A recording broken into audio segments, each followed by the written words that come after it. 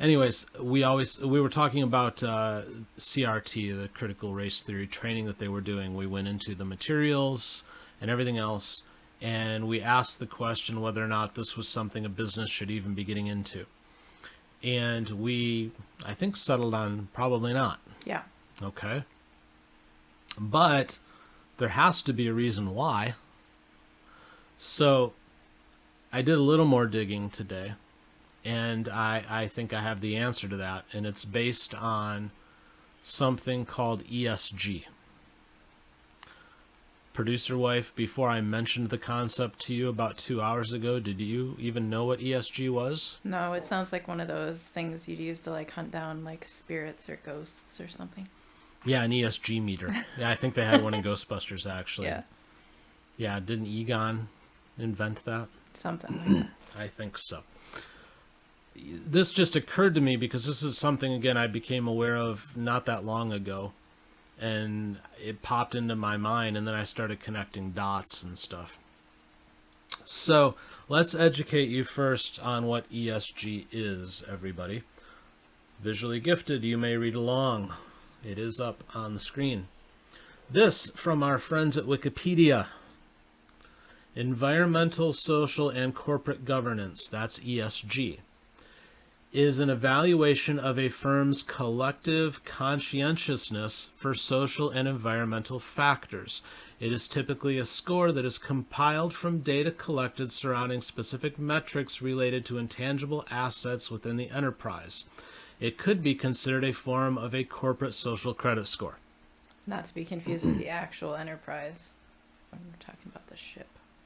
There's been many actual enterprises, actually. Actually? Double actual.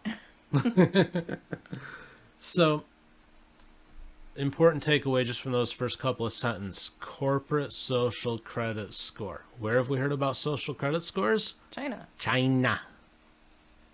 That's how Trump used to say it, right? Yeah. China. That's fun to say. I know why he says it that way now. It's fun. Say it that way more.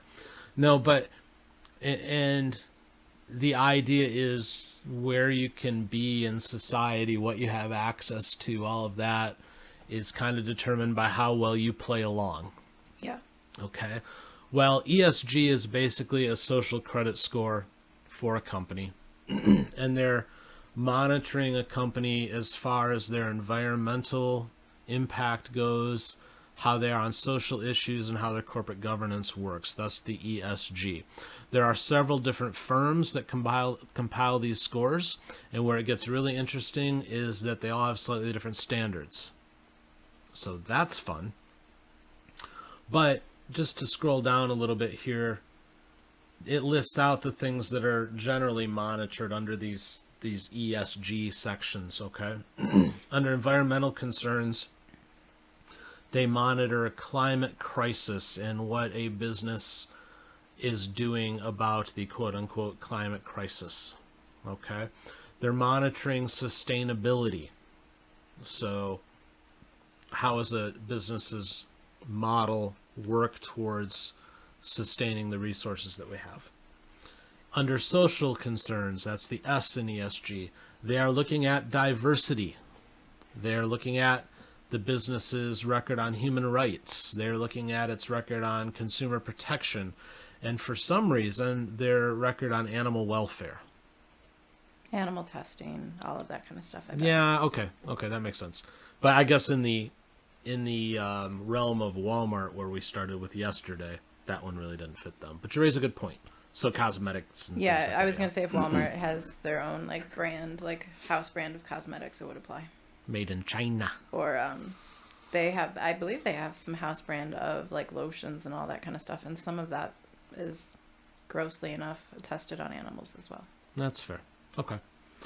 And then under corporate governance, they're looking at things like how is your management structured? And specifically, is it structured with equity?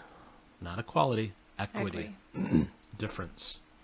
They're looking at employee relations, they're looking at executive compensation, and they're looking at employee compensation. So those are the kind of the main points that fall under this concept of ESG, this corporate social credit score.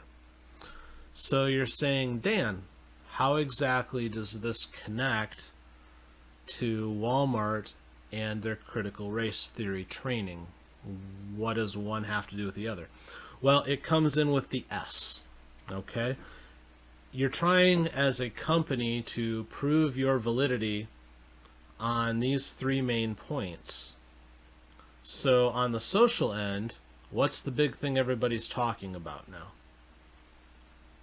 They're talking about Equity. They're talking about race issues. They're talking about how the white person needs to reevaluate their place in history, and how it's entirely possible that as a white person myself, I have been born with this inherent racism that I didn't even know that I had, and I have to purge it from my system. These are the things that are being talked about. But because they're gaining more and more traction and they're more and more popular, at least the media would have you believe that, Yeah. then these companies potentially need to start chasing after these things so that the S on their score looks better. Yeah. So you say, Dan, you lovely, lovely podcast host, give us proof. Okay. Yahoo Finance, they track ESG for us. Yay, thanks. Walmart's ESG score is a 27, which is ranked as a medium. They're in the 49th percentile. The lower your numbers, the better. If you hover over the thing where it explains it, it says the final ESG risk ratings are a measure of unmanaged risk on an absolute scale of 0 to 100, with a lower score signaling less unmanaged risk. So the lower the score, the better you are, right? Yeah. On an environmental risk, they score 3.4. Good on them, I guess, if you're into that sort of thing.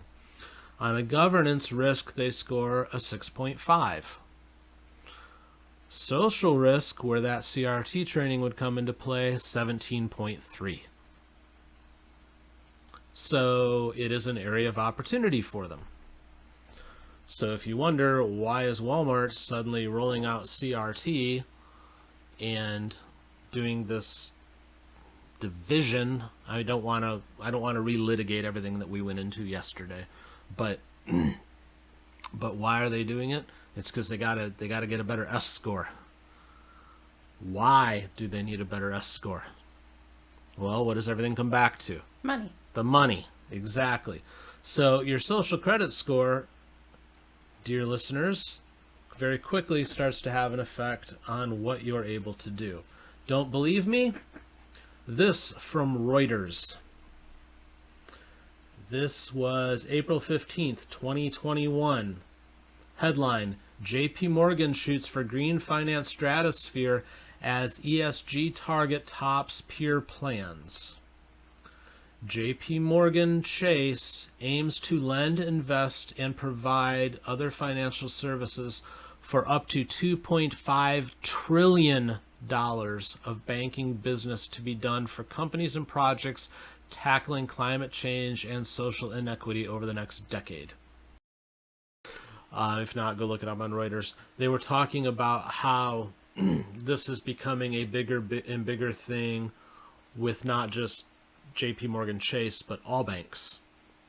They're all moving in this direction of how is a company's rating on ESG going to determine how much money we're willing to give them.